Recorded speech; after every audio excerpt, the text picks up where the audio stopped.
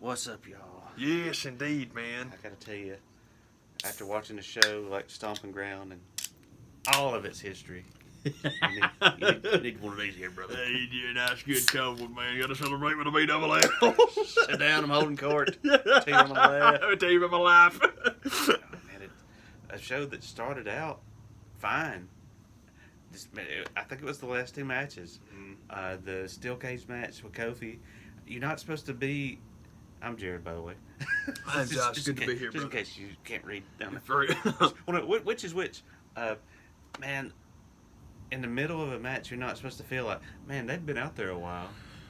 That's kind of the feeling I got. It's like, and part of it's just being in a steel cage. I mean, you know, that can drag if you're not careful. But man, it was like, whoa, man, this is taking a while. Cage matches are weird when you ain't got no blood anyway, just because it's supposed to be like the blow off of the blood feud. And I know WWE hasn't done that in a long time, man. They just trot them out and it says, hey, remember Dolph Ziggler? He hasn't worked in a while. Let's put him in a cage match with Kofi Kingston because they hate each other because of 2 weeks ago. We're going to put Dolph Ziggler in the same series as 3 matches he's been in for the past, feels like 5 years. It's true, man. We were discussing that Ziggler, and I hate to say this because I really like Kofi and I really like Ziggler, but I thought the exact same thing you did, man. It's like, golly, man. They getting a lot of time for this. And I hate saying that. It's two guys that I like and I would like to enjoy the match. But also just the cage step. I expect people to get in there and murder each other. But we've talked about it before, man. Like, I have never liked the escape stipulation. I've never been a fan of that. Because the whole point is, you locked in there, you settle this stuff. I like that better, but that's different. Just do one or the other. Don't do both. Either have pins count and you can escape, or escape is the only way to win. And there's no pin, fall, or submission involved. I just think you just trying to do all of it. It's like now it's just even dumber. Yeah, man. Now this is even more pointless. Yeah, if it's an escape thing, you don't even know referee for that. Yeah, you're totally right, man. Like Punjabi prison, that should be an escape only thing. Except that none of us should ever have to escape from it again. And it wasn't until the steel cage came down that I realized how that was the whole point of going back to the standard ring, I guess. Yeah, I didn't think about it either. When I noticed the ring post being back to normal, I was like, oh, of all people, Goldberg cracks his head wide open, and now you got to change it. Yeah, man. And then the cage came out. I was like, oh well, die. It wouldn't have occurred to me either, man, until I saw the little buckle around the outside. I was like, oh, okay, that makes sense. That's why they did it. Still don't like it. Yeah, man. But I do. I hate I hate to not be more into Ziggler and Dolph, but Ziggler and Kofi. But I'm totally with you, and it's like, I hate that this is dragging. And then Rollins, and it's just too much of that dumb stuff, man. The obsession with the celebrity referee, and I shouldn't say celebrity, but you know, like it's just dumb. It's way too much and way overdone, and it's stupid. And now it's no count out, and now it's no DQ, and now they're not wrestling for the title anymore. Man, this is everything everybody thought it was going to be, and I'm justified in not caring in this show. I'm justified in not caring in this match because it was building up to be something like I like when it's a pleasant surprise. I like when it's a balls of fire, a show like who gives a damn. And that was the biggest surprise to me is sitting down and watching YouTube this past week, and this show that everybody had just been posting their photos of how many blue dots were available on Ticketmaster and how nobody cares, had more prediction shows than any pay-per-view for real since Mania. Since the Ticketmaster video or portraits are out to show everybody how no one cares about this, let me talk about how much I care about it. Obviously, people won't hear about it. Yeah, seriously, man. I didn't watch one of them. Didn't care. It's like, who cares, man? You just get yourself a match card and go up and down and be like, okay, I think this guy's going to win. I think this girl's going to win. I think this is going to happen. It's kind of like, for a show like this, I don't care what you think about it. Yeah, I don't care what I think about it. So, but it was starting to be a pleasant surprise because it wasn't terrible. I didn't despise it and hate it. But then you get to the last two matches, like, yeah, this is everything I thought it was going to be. And it's kind of like a dud. Yeah, I got there earlier just because there's a lot of stuff on it that I didn't care about. I think that we've talked about it before, man, that Reigns McIntyre has a lot of good potential, but you have to have McIntyre go over at WrestleMania. So now Reigns goes over, and then Shane McMahon goes over in Saudi Arabia, and then McIntyre loses again. So now the crony boss can beat Roman Reigns, but the henchman can't. Yeah. So All right. That makes sense. Oh yeah, that's great. Let me tell you. That doesn't justify anybody's problems with Shane and his push. Yeah, man. Just terrible. It is. It going into this show, it felt like, okay, this is going to be one of those shows when it's kind of like, I'm to the point now where I'm not watching anymore. I will openly admit it to anybody. I watch Bray's segment on YouTube, and I watch NXT on Wednesday nights and UK now that I've started doing.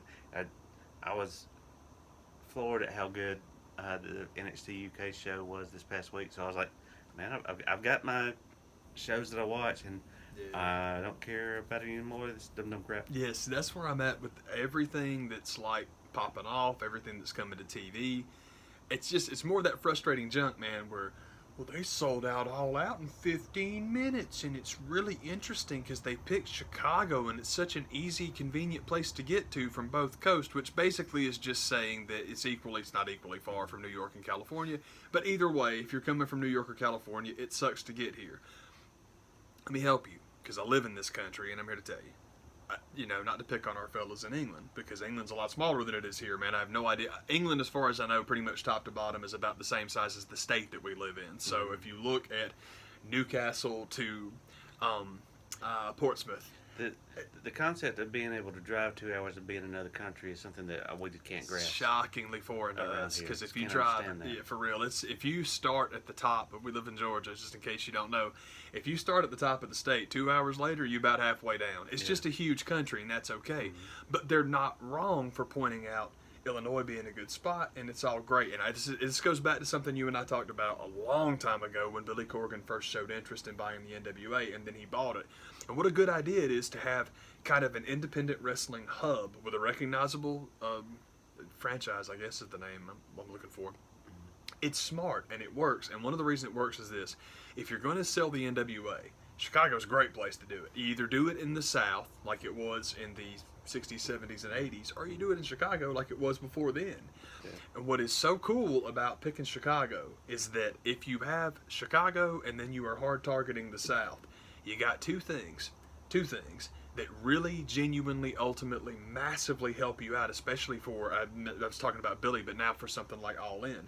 Chicago's a great city. It's a fun place to go. It's a tourist place where, people would be interested in going there.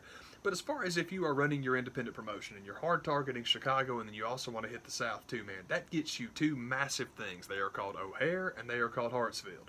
That is massive, massive, massive as far as travel, especially international travel. Hey, just coast-to-coast travel. That's very, very smart and very, very cool. If you've got something people want to target and come to see, great places to pick, man, because it's not like O'Hare can't handle it. They got you. And, tonight's show, Stomping Ground, was in Washington, and Tacoma is known for their wrestling crowds. When you think of hot wrestling crowds, you think Tacoma. So everybody posting all their photos of all the tickets being available this week. Like, guys, it's going to get full. If they have to give the tickets away, it's going to be full. So, it looked like they probably did paper the top. Paper the town. Paper the top. And then for the few people that bought a ticket up there, hey, you get a ticket even closer. Lucky you. Yeah, it's true, man. And that's one of the... Look at Vince McMahon being your buddy. Well, it's the thing that drives me the most crazy about talking about ticket sales to anything is like we talk about, man. If you're not going to cut people a deal, you're not going to sell tickets. I'll give you a great example. Yeah. This is a fantastic story, man. And this is pounds, not dollars, so I just need to put that out there because I'm probably going to say bucks, and that's not the same thing because pounds are worth... I think it's a $1.60, $1.70. It's not one quite time 2 it was 2 to 1. Yeah, that's how I always. It's just easy for me to do that math. It's 2 to 1. Like, well, at least you can round up or down. That's where I usually I usually go about 1.5 and then roll up. Mm-hmm. But Norwich City just got promoted. They're back in the Premier League now, and apparently their first order of business, with being a newly promoted club, is that they have put a hard cap on match day tickets at like $30. Cool. 30 30 pounds. I would say probably $45. And that's like baseline, that's it. That's the most we're charging you. And then like seniors get a discount, kids get a discount. I think kids under 12 go for free or something like that. That's really cool because you could fleece people. If you really wanted to, you could. But it's like, no, we're not doing that. And it's like, the thing about making the Premier League is it's the TV money anyway. You get that huge bonus because now you're in the, I don't know if it's not just Sky Sports, but it's Sky Sports and Bleacher Report. And I'm sorry, Bleacher Report's Champions League. NBC is the one that has the Premier League. You start getting that TV revenue. So to not then turn around and try to fleece your fans too, that's really cool. You mark anything down, you'll sell them. That's great. Yeah. So I think that's cool. But yeah, it's like WWE is charging pay-per-view ticket prices because it's a pay-per-view. And it's in Tacoma, and it's not one of the big shows. It's fine. Like you said, there's going to be bodies in those seats anyways. Yeah. It's not quite like the Yankee games because Yankee games are unbelievable because it's a ghost town, and they're always. Mm-hmm. But the seats that you see open in Yankee Stadium are not being used. It does not mean they were not sold. Yeah. They're all sold. That entire stadium has been bought up by basically Fifth Avenue and all the corporations that have headquarters, not just in New York, but anywhere around there. You can't get Yankee tickets. They're ridiculous. I have to cut them a check now for saying Yankee tickets out loud. I think I owe them $13. I said it 3 times now, so I'm $40 in the hole now. Oh my God. Yeah, for real. It's like, stop talking. Oh my God. Man, this is. I think a lot of people were freaking out about this show. It's kind of like you can watch it, you cannot. Yeah. It's not going to make you mad. And just some of the predictions that people are making about, like, who's going to be the guest referee? Like, who cares a damn? Who cares? It's going to be John Moxley. Yeah. Oh God. You're going to love it. You're going to love it. It's just the best. Point came from, I think it was the Busted Open podcast. It was like just the fact that Baron gets to pick the referee in the first place didn't get explained well. It's like, why do you just magically get to do this? Because when there's not authority figures on Raw or SmackDown, oh yeah, that doesn't exist. It's not a thing. And then now that he gets to pick this referee, it's kind of like now he's every scenarios like that's the dumbest idea ever. Everything I could think of is crap. Yeah, the most touted prediction that I heard was Brock. Like, so Baron will win, and then Brock can cash in on Baron. But the whole deal with Brock teasing Seth is that's what Seth did to him. So that's so it would make Baron look even dumber. And it doesn't fix anything because, Brock wants to cash in on Seth because Seth needs to have the title for him to make that even. Then somebody put out there that, with everybody, Seth beats up because Baron picks him because that's a real face thing to do. So he's going to pick Becky because he can't beat her up. It's like, and then Baron will look even dumber.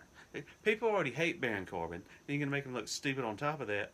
That's just like, there's no coming back from that. So it's just the wacky out of ring stipulations just being out of control. It's one of the things I dislike the most about WWE is it's too much entertainment.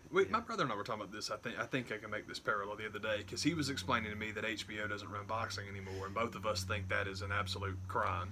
And I get it because ESPN's in there now, so they want boxing again, and it's all good. But we were just discussing the difference between HBO and ESPN and covering boxing. And the interesting thing to me is this: an entertainment company like HBO getting into the sports world and covering boxing versus a company like WWE or the NFL, a sport company that then wants to do entertainment.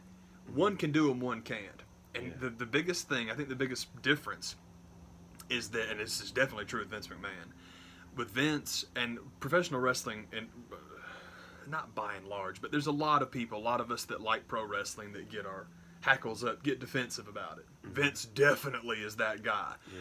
So in order to show everybody that, by golly, you can hang and I'm an entertainment genius and la-di-da, you do dumb crap. And it's really one of those things also that happens with other sports where HBO being an entertainment company, they seem to be able to look at sport and realize that the drama in sport is inherent. It's going to happen. Yeah. You just have to be able to fly and pick it up as it goes. But no, ESPN, WWE, the NFL, we want to set the markers, and this is the story that we are going to tell. So you start packaging stuff and creating stuff, and it sucks. HBO just covering boxing because, two guys beating the crap out of each other for half an hour. It's pretty dramatic, and they kind of get huffy about it sometimes. We can take a camera and show you Canelo Alvarez hanging out with his horses because we don't need you to think, well, I'm mad at Triple G. I'm going to fight him because it's a boxing match. We know they're going to fight each other. Mm-hmm. So you just do the human interest stuff away from the ring, and then the drama it's there. It's going to happen. But no, we can't have that. We got to have, well, Tennessee really got done wrong by LSU, and they're going to want to get that revenge. Oh, man. And it's like, it's totally backwards to take the sport and be like, well, let's put exclamation points on the drama, but you want to write it. And it's like, it sucks. It's interesting to me that the writers can take the unscripted and see it's there anyway. There's no need to create it. Whereas the people that play the sport are like, now we need the crossover fans.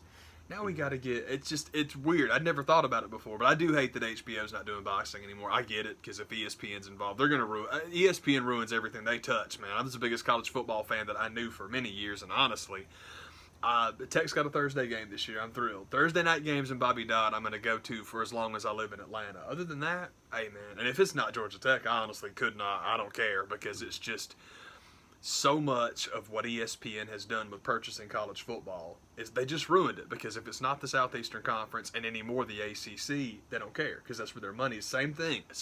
Just we'll get to this. I'm not going to veer into this right now.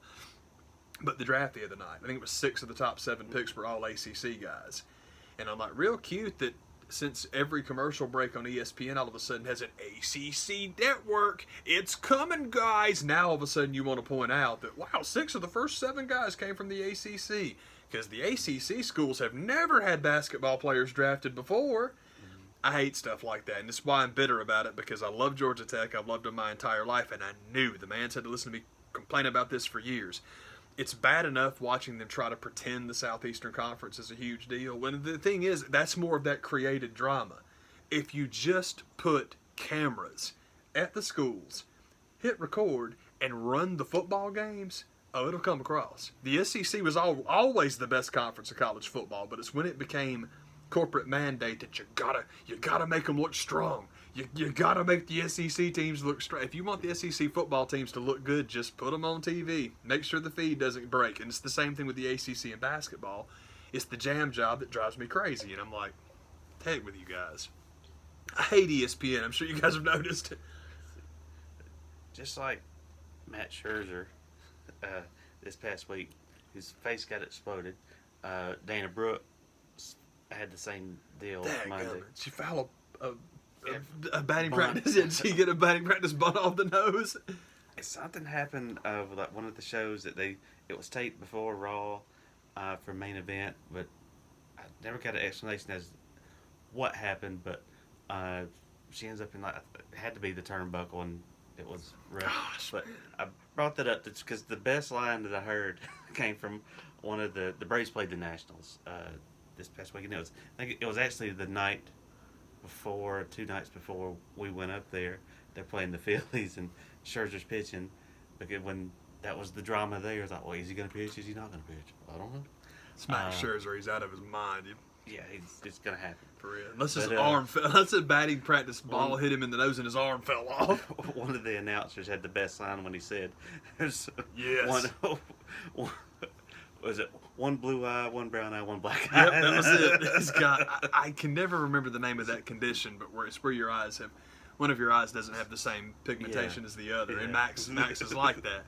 So that was great. That was pretty good. And that's one of those cool baseball announcer things where guys that work for the team know the guys so well that they can say cool stuff like that.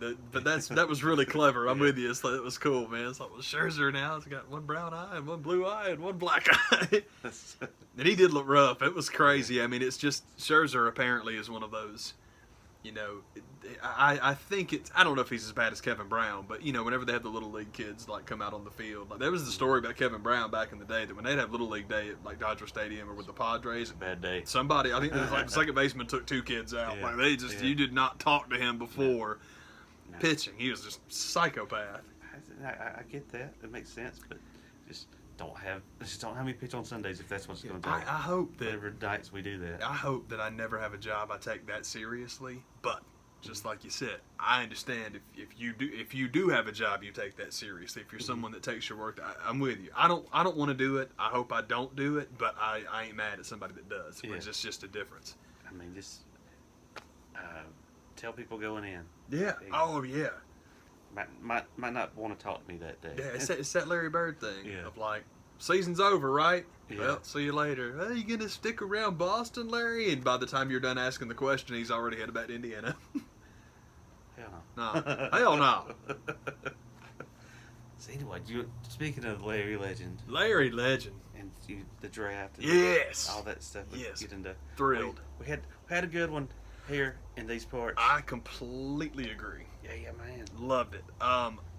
We talked about the draft a little bit. What we talked about was, oh no, we lost the Zion sweepstakes, and we were discussing about how if you follow basketball, if you really like basketball, and they do it every year, where it's like, well, there's really only like 3 guys in this draft, and it's like, well, technically there's only 2 because y'all just all of a sudden invented Ja Morant out of the clear blue sky because it's like, wow, he put up what kind of numbers? Yeah. And I hope Ja does really well in Memphis for a couple of reasons. Oh God! Did you see Ja and his dad at the draft? It was really nice. I didn't see. Ja was talking. I read about it. That as far as like the actual seeing it, I think it was a work night. I got you, man. Zion and RJ were really nice. Just lots of emotion. It was very, very cool the way people got put on television, and it was just neat. Like some of the presentations you got, like some of the views into what kind of dudes these guys are were real cool. Like I thought that Kobe White he got drafted by the Bulls, and then his buddy, I cannot remember his name, but it's the other kid, one of the other kids from North Carolina, got drafted like 12th by the Suns, and he was freaking out. He was like so happy for his guy. It was real cool. That was awesome. And Zion, I think he made it to the stage before he started crying, but he got talking about his mom, and it was just really, really cool. And then RJ Barrett, man, I almost cried with him. It was so cool because his dad is there with him. And apparently RJ Barrett's dad is like the president of Canadian basketball or the Canadian basketball, so something like that. But it was just real, real cool, man. And they had this nice moment, and it was cool. And he was all like, your kids have these dreams, and you're proud of them. You see them, make it true. You're proud of them. I'm proud of you, son. And when he says it, man, if you listen carefully, you just get this really like sweet, very subdued, choked with tears.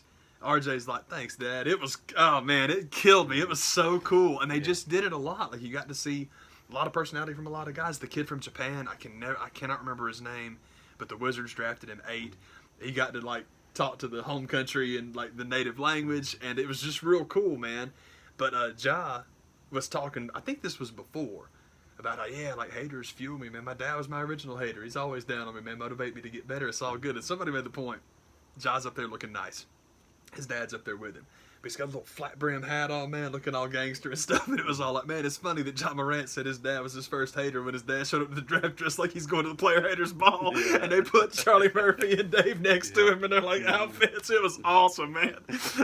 So that made me very happy. Sorry I got sidetracked. When Atlanta did not win the lottery, we got talking about, okay, well, 8 and 10, all right, that's cool. You can get good stuff there. And also, you got so many picks. Jeez, Pete, they had like 5 in the first 2 rounds. So you can package stuff. And Travis made it very, very clear, I think the day after that came out, that there was a possibility of moving up. And the thing is, with eyeballing the 4 spot and then getting it, and then holding on to 10, if you would have told me, because Zion's off the board, Zion's off the board, and Zion and Ja are both off the board as far as Atlanta's concerned for a reason, because with Zion, he's going to get picked first, and with Ja, if Atlanta had the 2 pick, they probably would have traded out of it because they don't need him. Yeah. I like you, Ja, but we just drafted Trey. It's all good. It's just necessity. That's all we're talking about here. What we would get would be worth more than what we would draft. Yeah, you're not drafting the kid and paying him first round money to sit on the bench behind Trae Young. So you then have RJ go 3rd, and then Atlanta gets in 4, and it's all like, they are going to draft DeAndre Hunter, and they did it. And the thing is, man, honestly, when we were 8 and 10, Cam Reddish and whoever we can get at 10. I think at one time there was talk about Jackson Hayes, just a lot of different names. But the 2 kids in the top 10 that if you would have told me, let me rephrase that. besides number one, the two kids, if you told me I could get them in Atlanta, the two guys I would have most wanted are DeAndre Hunter and Cam Reddish, and we got them both. Yeah. Then, I thought we were done. I thought we had traded all our picks away to get 4 and 10. Then it turns out we wind up trading to 34 and get, I forgot his daggum name. The kid from Maryland. He's one of Herder's old buddies. Oh, I can't believe I forgot his name, man. I need to look it up. Anyway, we need that shot blocking center. That's what we need, is somebody that's a defensive presence at the 5. And they went and got him. It's like Bernardo. I cannot think of his name right now, but we got him. And it's like, I cannot believe how well we have done in this draft. I am ecstatic, absolutely thrilled. I just cannot overstate it. And like we talked about it, man. Milkman. Yeah, we got Milkman killed. Milkman's never getting out. Coach, Milkman's never getting out. But we got talking about this time a year ago when the Hawks drafted Trae Young. I was furious, and I very, very quickly learned to trust Travis Schlenk because the man knows what he is doing. Trae's become one of my favorite players, and we talked about this a lot, man, that people still want to do the Luka Trae thing, and that was never, I don't think either one of us were ever on Luka coming to Atlanta. We'll do fine, but I just don't think that's what we wanted. My plan, what I wanted to do, was exactly what they did. Swap out with Dallas, take their first rounder this year, and then I wanted them to draft Mo Bamba because obviously I'm obsessed with a shot blocking center. And then I wanted to draft Jalen Brunson with one of our picks later on, probably instead of Herder. And I love Kev, but it's just that was my plan because if you draft Mo Bamba, you still got a hole at point guard. Well, Jalen Brunson was my idea. So I had thought it through. That's the point I'm trying to make. So now, it's just different. I just think it's real cool, especially now that you can put names on it. So, well, Dallas won the trade. So one-sided. Oh, my God. Luka Doncic for Trae Young. Well, now you can point blank say it's Luka Doncic for Trae Young and Cam Reddish. It should have already been sounding different to people anyway because Trae had an unbelievable rookie season, especially the second half. He had a better second half than Luka did. But now that you got two names to go in those slots, it's a little different. It's always going to be different. That was the point. It starts to take shape. Oh yeah, man. It's like that. Man, the Hawks are. We've talked about it for a while now. They were exciting last year. That team was cool last year. I've never seen a more exciting 35-win team in my life. They were just awesome. So it's like, all right then, this is going to be fun. Young. I know they're super young everywhere because I don't know what vets we're going to have. I think Bays is still around because I don't think we're ever going to get out from underneath that contract. And man, I just don't know. I know Lynn's gone. Jeremy Lin, sorry, we had two Lynn's. Jeremy Lin's gone. Vince, I think, is probably gone. I don't know what we're going to do for veterans, but it's okay. We got plenty of money to go sign them, so it's like, that's cool. This will be kind of fun. See, the positive thing about it's still things that remains to be seen. It's the same thing that Schlenk did in Golden State, where it's like, yeah, man, you build your team in the draft, and then you've got everybody on rookie deals, and it's like, holy crap, well, they did afford Kevin Durant. Well, that's how. Yeah. Because Trae took a hometown discount, and Clay and Draymond are still to get paid. That's coming up next year. Yeah. But anyway, I'm with you. I could not be more excited. I could not believe that we got that 4 pick. I was so excited. And I just sat there, like, seriously. I'm like in my car waiting for it. And it's like, please do it. Please do it. And they did it. And I'm just thrilled because I love DeAndre Hunter. Simply because pretty much anytime you give the draft rundown and anyone's like, this is the best defensive player in the draft, I immediately love that kid. And we drafted him. And I'm so happy. I'm excited about Reddish, too, because as far as that, like, crazy upside, hey, man, let's see. Somebody's going to give the kid a chance. I like that it's us. Heck yeah. Hell yeah, man. Let's do it. Yeah. So, do you want to transition from the draft? Actually, I need to let you talk about the draft because I've just prattled on drinking my Miller Lite and freaking out because I'm a happy boy. Man, that's about the long and short of it. Is my deal with the draft, just hearing what went down after it went down. So I was like, man, everything I heard is like, I'm satisfied. So I'm cool with it. I'm 100% with you. Yeah, 100% with you, man. You know, it felt like the lottery announcement show a few weeks ago felt like this wasn't the draft night. The way people were freaking out about it, like this, but to some people it pretty much was, considering who went number one. But you know, having that and then having to wait was kind of like, that's the downer. Now you gotta, it's like another week or two before free agency starts. It's kind of like, man, just get this over with. I think it's bang on 1 week till free agency starts. It's one of those things that I just think is fascinating. Talking earlier about television stations knowing, this is how you broadcast sport, as opposed to sports institutions being like, this is how you make TV. It doesn't work. Doesn't go both ways. You want to talk about a league that literally has the entertainment portion of sport on lockdown. It is the National Basketball Association. It is not even close, because free agency in the NBA literally obscures baseball, literally obscures Major League Soccer, literally obscures the NFL preseason and the opening. People don't believe that, but it's true. Tom Brady begins his defense of the Super Bowl trophy. Also, where's Kyrie gonna go? Dude, it's like the 30th is when it starts. That is not when it ends. And it's just crazy to me because everybody wants that entertainment crossover. But what can I tell you? The sport where you've got 12 guys on the team and they don't cover up their heads in protective equipment and you can see their faces and they're all in great shape and they all are good-looking kids, man. Wow, they were able to sell it as an entertainment spectacle as well. Good job, Adam Silver. I mean, it's just, the league is so impressive now. I love it. Makes me very happy. And also, I'm excited because I'm hoping that our local team's about to be a player. It might be a while. I think the Hawks are going to be really exciting. I think they're going to win a bunch of games. They might not be ready to make a playoff push, but at the same time, if the Hawks are not gigantic players in the free agency market, which I don't anticipate them to be, but if you're sitting on that fat wad of cash and you make like a Braves style run last year, or the Astros a couple of years ago, even better example, where the Astros are like, these guys are serious. They're going to get that hit free agency and they're going to make a big play. And it was Verlander. Mm-hmm. Somebody does that every year. And in basketball, there's movement. Y'all know. There's a lot of movement, man. Like, look at the Raptors.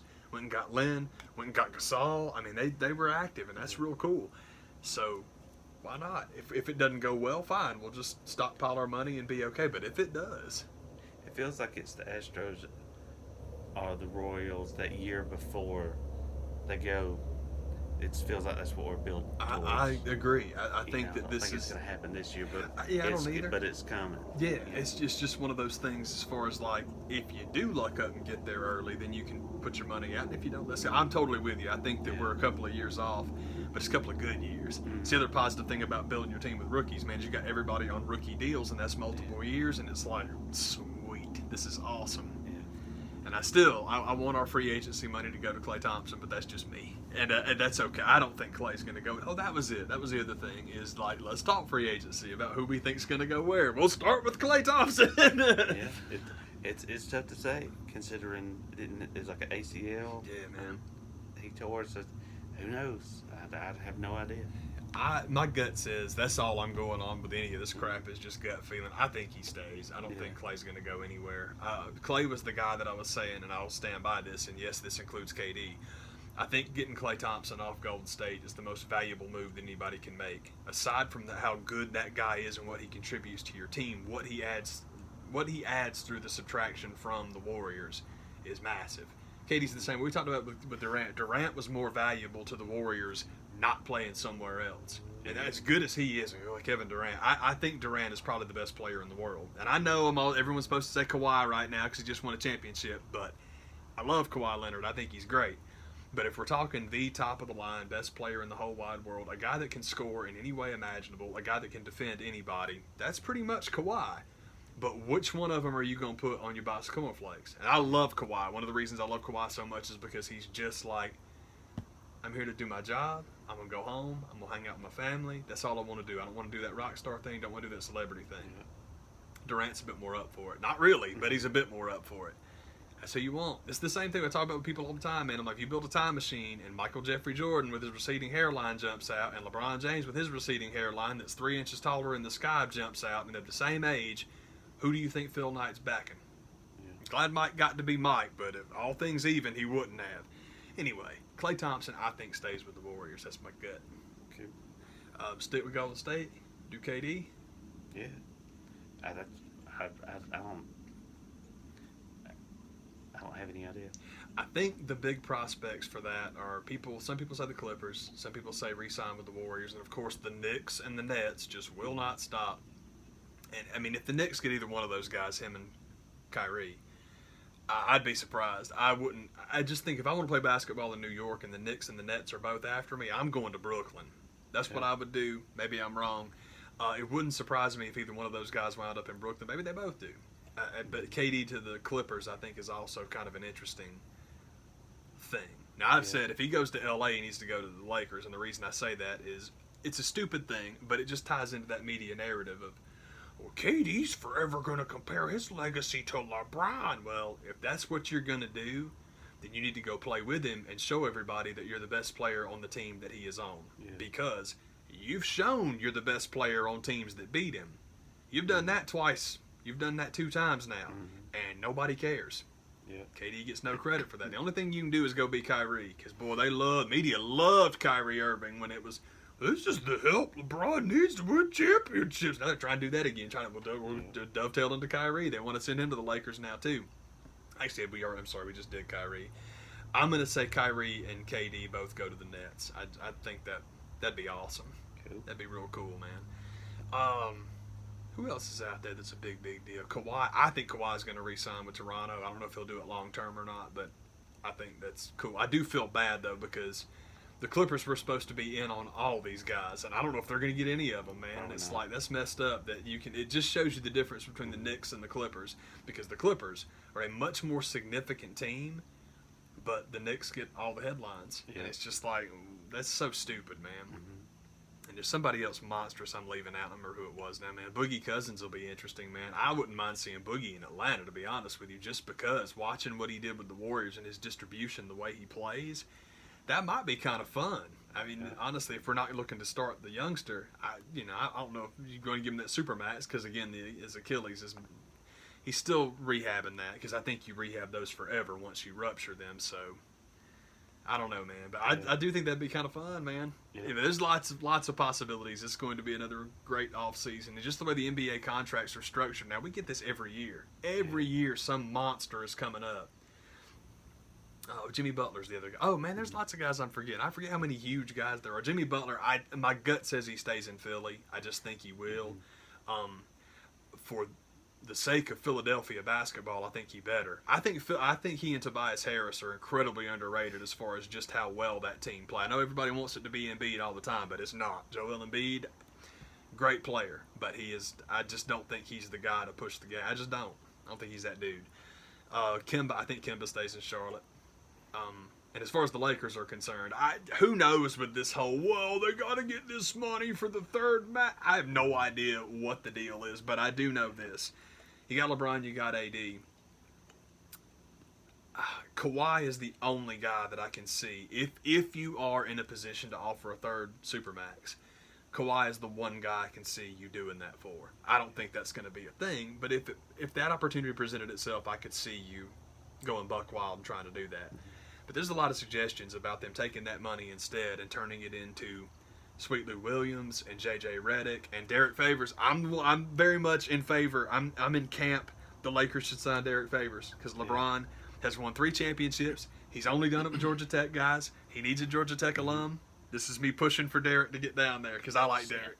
This is it. It's time to go. Yeah. Time to go. But at the same time, I don't know if Derek has just ruled out re-signing for Utah just across the board, if he's just not going to do that. If he stays put, it'd be cool for him and Conley to be teammates. That's the other thing about the Ja Morant thing with Memphis drafting him is I'm so happy that Conley is going to get to go somewhere that's a good, solid team. Mike Conley is one of the more underrated players in all of basketball, and according to my cousin who knows him personally, just a fantastic dude. Somebody you want to pull for, so I would love that. It's all exciting. I'm geeked up about basketball because I pretty much stay that way, but man, you get the finals over with, you get the draft, then you get free agency. We get to do this all summer. I love it. Heck yeah.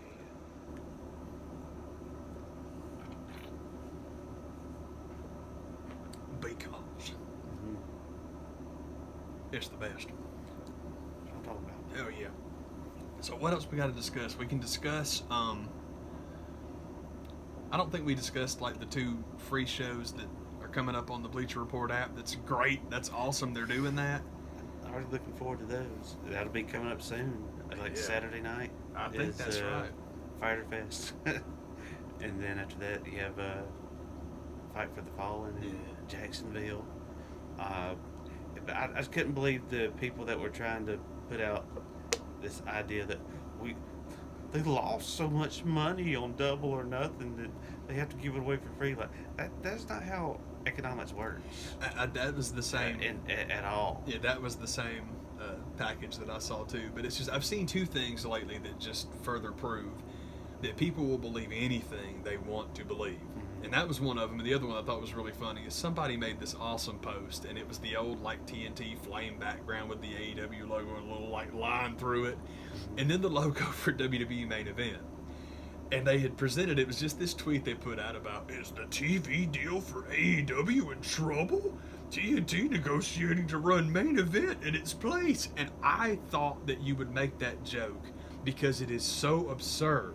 Anybody reading it would pick up. It's like an Onion headline. Yeah. It's so funny. That's the funny part is how outrageous it is. It ain't even April Fool's. The number of kids that picked up on this and tried to pretend it was real is just baffling and hilarious and fantastic. Fantastic. Because the original joke's great. That's why the hell do you think they picked Main Event? They were trying to let you in on the joke. And in the meantime, they made you the joke. Yeah, Golly, this ain't real. Totally. It's like, man, the only thing we can do to make it more obvious is to just put, this ain't real. We just come out and tell you this is not a thing. The funniest thing to me about the Fighter Fest is there was a few being the elites ago when Kenny was still pitching this idea to everybody, and he's like talking, they're doing the whole FaceTime thing, and it's laggy. And just some of the faces that they decided to stop Kenny on that he contorted is like, oh my, how did y'all do it? Was pretty hilarious to me. But I know there's Cody Rhodes and Darby are on the show. It's like Joey Janela and John Moxley. I want to say it's like the Young Bucks and somebody else. Maybe I'm thinking of no. It's the Young Bucks and the Rhodes brothers at the next show, but it's the Young Bucks and mystery partner if they've announced it against the Penta, Ray Phoenix, and the other the new AAA guy. Yeah, I don't know his name either, but he's like the new big thing in AAA. But it's those three, but it's them against Kenny and the Bucks. That's the match for that one, which is great. I was just trying to think of who's Kenny with, and that's what it is. Then it's Christopher Daniels and the kid from the Six Man. Yeah. I can never remember the names because I need to write them down and type them a bunch, and then maybe I can remember them. What I'm saying is that's a heck of a card. Hey, dude, it's serious. Funny, like we get talking about. This is just one of those weird conundrums that come up when you start discussing AEW. Is it's the Fighter Fest. It's kind of like the B show. It's kind of like a B pay-per-view. It's like a B show, and it's like, okay, if you have the complaints that people lodge about the roster's so small, what are they gonna do? You don't really have B shows if your roster is that small. So decide: is the roster too small, or are they not giving you enough on the Fighter Fest? Because if they're not giving you enough on the Fighter Fest, you're just making crap up. This is everybody's looking forward to this. It's gonna be awesome, man. Look, I can't wait for it. I'm already very excited. But it's cool given the rundown because I'm very much with you, man. It's like there really is no wrestling that I watch every chance I get. I watch Ring of Honor when it pops up on the Fight app, and it works. For the most part, I'm cool with that. And I'll watch MLW every now and again. That's kind of fun. NXT pay-per-views that's like my most clockwork wrestling viewing. Like whenever there's one of those, it's all like, hey, you got $10? Okay, turn your stuff back on, and then I have to stop by and watch the you'd think I'd remember what doggone show it was, man. I always want to say Dallas because I want to pretend everything was at Dallas. But the Revival and DIY, I got to go watch that one because anytime I've got it turned on, it's like they haven't stuck it on a DVD yet. So I'm like, well, okay. And don't get me, I think we've discussed it before. That's one of those matches I think it's brilliant for them not to put it on a DVD because it's like, if you sign up for the network, absolutely. Selling old NXT matches or selling the network through. Do you know how many old NXT matches you get with that? It's brilliant. That's a good way to do it. It's the same thing with New Japan's YouTube content's pretty doggone good. But the archive, the fact that they don't give you just everything, it makes total sense. I completely get that. I think that's quite good. And particularly with NXT because I am one of those people, one of the many, one of the lots of us that of course, that's how you're going to get me, man. It's the best. NXT is my favorite promotion in the world at the moment. And the UK, I haven't seen tons of stuff, but Jared put the Women's Battle Royal on for us earlier, and that was slamming good. I needed to watch something after that show tonight. Yeah. That's the palate cleanser. I can't go out like this. Ain't going out like I this. ain't going out like this. I got to be like this. They had a Women's Battle Royal for #1 contender. It was like as down as you can feel about the women's division in the WWE these days. Like, man, it's in decent shape as long as that's still going. So I just really dug it. I had a good time watching it. It was cool. I liked it, man. And it was driving me nuts trying to figure out who. They said her name 5,000 times. I don't remember. I was calling her Spunky McBlue Hair. Brookside. Thank you. I know they said it like 10,000 times, and she comes out and she gets in the ring, and I'm like, who's she making me think of? Who she reminds me of? Because it's messed up. I do this to Jared all the time. It's always like, this person makes me think of this person reminds me of that person. And it finally occurred to me, it's Maisie Williams, the girl that plays Arya Stark. It took me the entire match, but I finally remembered it, and I'm like, okay, cool, that's who it is. My other thing that I love, I think this is great, so I will tell you guys. We are both Shayna Baszler marks. And I think that Shayna Baszler, I think I've talked about it on here before, that I would love to see a sitcom with these two people in it playing sisters, or I would nominate Shayna Baszler as, like, I think I might have said this on the show before too, I'm sorry if I have. There is the episode of, oh crap, I don't remember what, I think it's Doppelgangland, is Buffy, where they have the alternate universe Buffy, where she, no, it's the Wish. It's where Cordelia wishes her away and she never came to Sunnydale. That's what it is. And so it's all this like alternate reality, and everybody's just doing terrible because the Master's risen, so Sunnydale's a graveyard. And eventually word gets to Cleveland, to this girl named Buffy, and she shows up, and she's got like the scar on her lip, and she's just like really... The Slayer, having grown up with no friends, is a much, much harder person than the Buffy Summers we know and love. So in trying to create like future scenarios where these fictional characters have to survive by killing mutants and zombies, I say that Shayna Baszler is Amy Santiago from Beyond Thunderdome. That's who she makes me think of. And Rhea Ripley, I finally realized, is that same thing for Rashida Ann Perkins Jones. That's who she makes me think of. It's like, yeah, man, if Rashida Jones was a Mad Max character, she'd be Rhea Ripley. I was so happy because it's like, okay, now I can just relax and watch the match because I couldn't figure it out. But something very cool in that match. We talked about this. Jared and I have long been fans of discussing the differences between women's wrestling and men's wrestling in this regard. Wrestling, to me, makes me think a lot of gymnastics, in the sense that women's gymnastics and men's gymnastics, people do both. They've always done both, and what's cool about it is that you can start to process or assess people of different genders as athletes, because they make different kinds of athletes. And typically, like with pro wrestlers, well, typically in general, as far as athletic women and athletic men, most women generally are more flexible than guys anyway. When you add the athleticism and just exercise, stretching, you're going to have some really flexible people. So a lot of times you'll get like submission holds, especially in old Japanese matches. And then Asuka's really good at this too. And Shayna Baszler, post-apocalyptic Amy Santiago. Any women that use submission holds are usually really, really good, because you can just contort the crap out of your opponents, because there's just that natural flexibility, then the athleticism, and you just get some of the most like, oh my god, like just positions. It's great. It's really, really good. The other thing that I've never been able to verbalize this before, but it came to a couple of the spots in the match we watched today. They don't do like, there is no cruiserweight division for women. So when you've got like tanks, when you've got people, Rhea Ripley's a strong woman, you can look at her and tell she's strong. And then you've got, I forgot her name again, the lady in green, Piper Nimmons. That sounds good. Piper is the part I should remember, and I forgot. She is a big, healthy, strong Vader style competitor, Nia Jax style competitor. When you have, if Vader's wrestling Rey Mysterio, we make a huge deal about, oh my god, a super heavyweight versus a cruiser. They don't do that in women's wrestling. So you've got the awesome dynamic of this really strong person wrestling with this incredibly svelte, small, just raw weight athlete. And so some of the power moves they can do to each other are it's part of the reason that like Dynamite Kansai and Bull Nakano, I mean, some of their matches are unbelievable because they just are so much bigger and stronger. And then the girls that are in there with sure, throw me to the moon, Bull, no problem. It makes for some really awesome stuff. You get some really cool spots that you just don't get in guy matches, and that's like, this is awesome, man. It's a better mix of all the classes coming together. Yeah, totally. There's a lot of stuff that you can do, and it's like, this is freaking awesome, man. Oh, on the subject of women's wrestling, man, apparently AEW is going to have a women's tag division. I love that. I'm very, very, very happy about that because the concept of a women's tag division is something I'm really excited about. Now, don't get me wrong.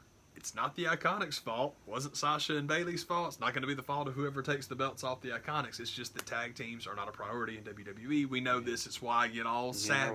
It's why, seriously, it's why I get all sad whenever anybody gets called up from NXT because that's the end of that. Yeah. But AEW, I'm excited. That's why I like the company anyway because the Young Bucks helped found it. I think tag team wrestling might be on the menu. Mm-hmm. So all that stuff is cool. And then if if AEW is going to have a women's tag division, so much the better. Let's do it. I like it. Makes me happy.